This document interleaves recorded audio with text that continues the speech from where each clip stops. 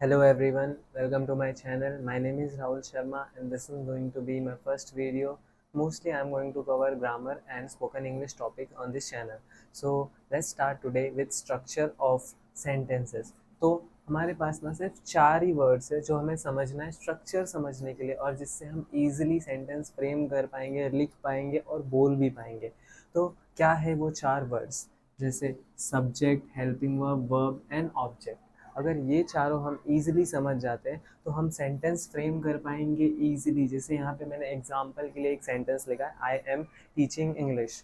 तो इसमें भी इन चारों वर्ड्स का यूज़ होके ही वो सेंटेंस फ्रेम हुआ है। जैसे सबसे पहले सब्जेक्ट, तो समझ लेते हैं कि सब्जेक्ट क्या है। सब्जेक्ट मतलब डूअर, डूअर मतलब जो काम करने वाला है। जैसे कि यहाँ पे मैंने लिखा है आई एम टीचिंग इंग्लिश, मतलब मैं इंग्लिश पढ़ा रहा हूँ।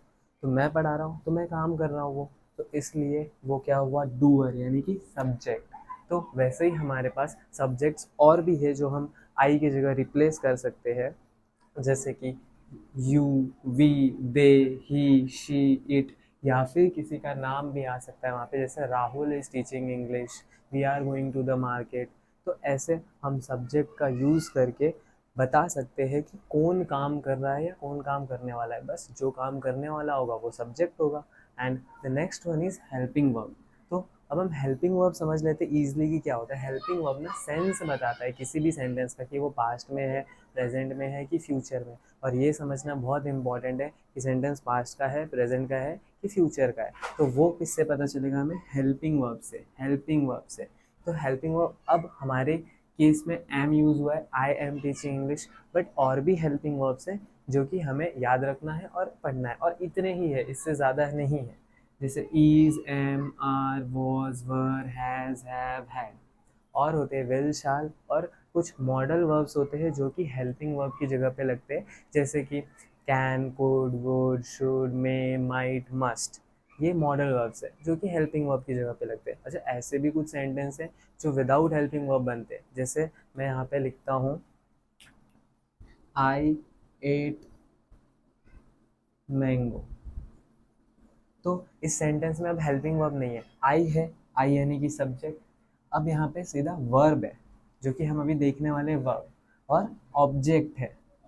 तो इस सेंटेंस में हेल्पिंग वर्ब नहीं है। तो हर बार हेल्पिंग वर्ब ही नहीं सेंस देता है, हमें वर्ब से भी समझना पड़ता है कि सेंटेंस पास्ट में है, फ्यूचर में है कि प्रेजेंट में। तो हम आने वाले वीडियोस में वो भी कवर करेंगे। So now let's move to verb. Verb क्या है? एनी काइंड ऑफ एक्शन, किसी भी काइंड का, किसी भी तरीके का एक्शन, उसे हम बोलते हैं वर्ब। सिंपली किसी भी तरीके का एक्शन। जैसे कि मैंने बोला मैं पढ़ा रहा हूँ, तो पढ़ाना हो गया एक्शन। मैं खेल रहा हूँ, खेलना हो गया एक्शन, जैसे प्ले। मैं नाच रहा हूँ, डांस हो गया एक्शन। मैं गा रहा हूँ, गाना हो गया एक्शन। मैं कुछ काट रहा हूँ तो कट हो गया एक्शन। तो ऐसे ही हमें वर्ब्स पता होने चाहिए किसी भी सेंटेंस को बोलते टाइम कि मैं किस क्या कर रहा हूँ, वो बताने के लिए हमें वर्ब का यूज़ करना पड़ता है, और वर्ब का कंप्लीट करता है सेंटेंस को। And the last one is object. तो ऑब्जेक्ट बहुत सिंपल, वर्क टू डू, मैं क्या काम करने वाला हूँ उसे हम लोग बोलते हैं ऑब्जेक्ट। जैसे हमारे केस में हमने लिखा है example, I am teaching English.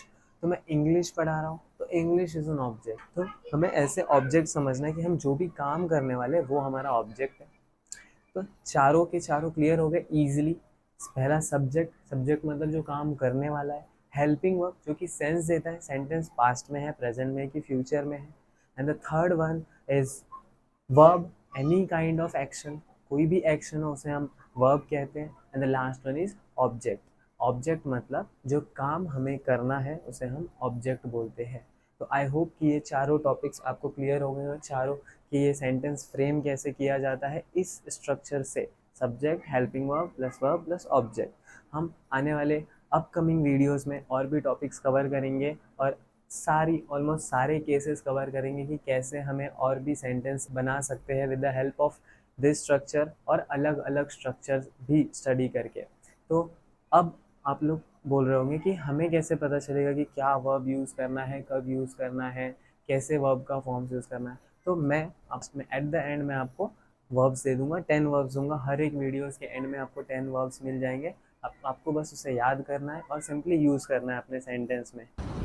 So these are the 10 verbs that we have to learn today. First one is begin, shuru karna. Second is believe, vishwash karna. Third is bring, lana. Fourth is buy, kharidna. Become and banna. Change means badalna. Create means banana. Cook means pakana. Decide means nirnay karna. Drive means chalana. So I hope you all have understood the meaning of the verbs, and also please learn these verbs as it is going to be useful while framing sentences. So I hope you all have understood this. Thank you so much.